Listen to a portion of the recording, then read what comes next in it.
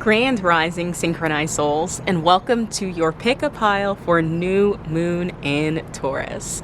Today, as you can see, I am outside on my deck.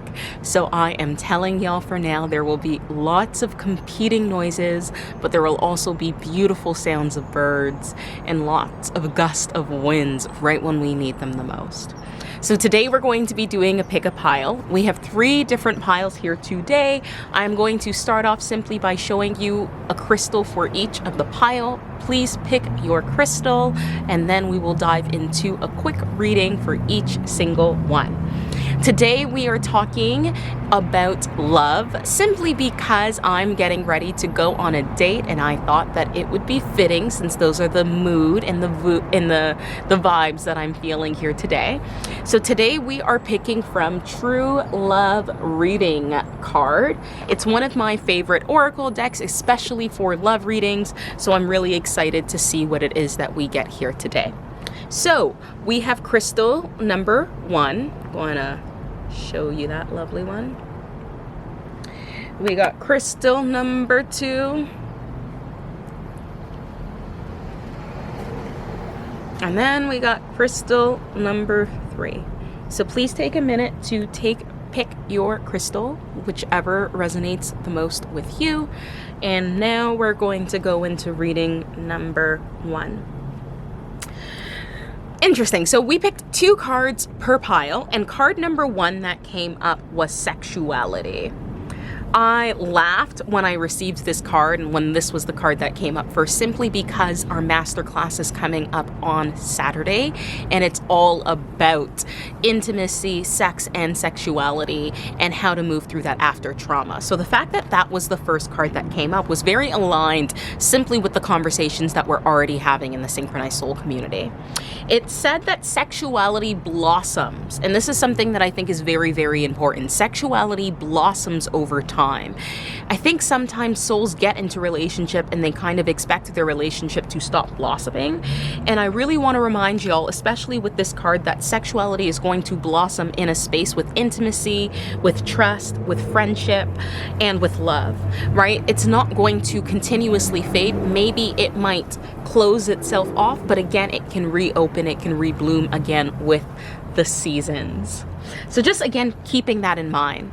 The second card that came up with sexuality was love. And again, this was the first time I actually received this card in this particular deck. So I was very excited to receive it.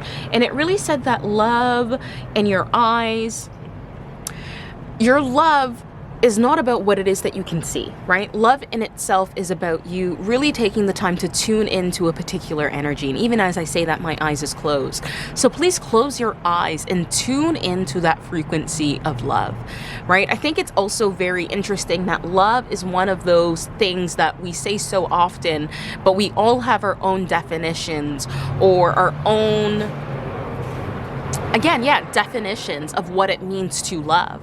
So if you are in a relationship, or if you're calling in a relationship, how can you be very concrete about what love means for you, not what it means for other people? Because love for other people might mean marriage, right? Love for other people might be passion, right? Love for other people might be security. But what does love mean for you? And how can we be very aligned with that definition as we call those things into being? Because that's what's going to allow your sexuality to continue to bloom. When you feel like you are being loved the way that you want to be loved. So that was pile number 1. Pile number 2, again, going to show you all the crystal. Awesome. And the first card that came up was distorted masculine energy. Again, a topic of conversation that we talk about quite frequently in the Synchronized Souls community. So again, I just also want to let y'all be aware of how maybe distorted masculine energy is currently operating, and how can we take the time right now to let it go, especially as we are calling in new manifestations with that new moon in Taurus. So now really asking yourself, are you ignoring particular emotions? Are you asking for proof of everything right now? If somebody tells you something, you're like, okay, but where's the proof? Are you looking for something that's constantly concrete? And then asking yourself, are you afraid of your emotions? And if you are you afraid because you feel like they may be overwhelming, or if you feel like they may make you feel weak? And again, acknowledging that you are not your feelings, just like you are not your thoughts, your actions, your behaviors. You are your soul, and your soul lives outside of all of that. So how can we be a little bit more mindful, again, about how this distorted masculine energy is coming into being? What I think is interesting with this second card in the second pile is that creativity comes up. So if you are operating in a distorted masculine way of being, it means that you're probably not being very grounded in the now. And if you're not being grounded in the now and you're trying to create, I would imagine that souls who have gravitated to this pile number 2, are probably having problems right now with that creativity, simply because they're not really tuning into those endless possibilities, right? Endless, infinite possibilities that exist. And I'm also, again, going to relate this back to love and relationships. So if you're in a relationship right now and you feel bored, I want to remind you that routine and habits don't necessarily mean boredom. It doesn't mean that you have to be bored simply because you have a routine or simply because you have habits. So I have a very ritualistic and routine life, but I would not say that I'm bored with my life at all, right? Or the connections or the relationships that I have in my life, simply because boredom is not something that I want to experience in my reality. So just, again, reminding yourself that repetition is not an excuse for boredom, right? Things can be repetitive and not be boring. So again, how can we start bridging that gap, especially in our relationships? This is going to be especially for souls who may have been in relationships for a long period of time and have kind of found themselves maybe in a rut or in a routine. Again, reminding yourself that if you want adventure, passion, those are things that you can infuse into your life. So how can you be a little bit more creative about that? Again, I'm going to also smash another block, because I know some souls are going to say, well, I don't have money for me to be creative. That's going to be your distorted masculine energy coming in. We don't have to think about adventures and creativity something 10 years down the line, 5 years or 1 year, or when you get this or if you accumulate this. How can we go back into being into a space of, I can be in the now and still allow myself to create and to have all of these infinite possibilities, simply because I'm allowing myself to be in new experiences and new environments? Are you going to new restaurants, right? Are you taking the time to maybe sit at a bench or at a park and maybe people watch? How can we sit down and, again, infuse that creativity a little bit more without thinking that it needs to be way out in the future? Because you can do it now, right? You can do it now. And then pile number 3. Pile number 3. Pile number 3 was an interesting pile because I felt that they both meshed in very well, especially with the previous conversations that we were having. So if you're a soul who just simply is watching them through because all of the message resonate, I appreciate you so much. And I want to remind you that because distorted masculine energy came up, these particular souls in pile number 3, we're talking about divine masculine energy.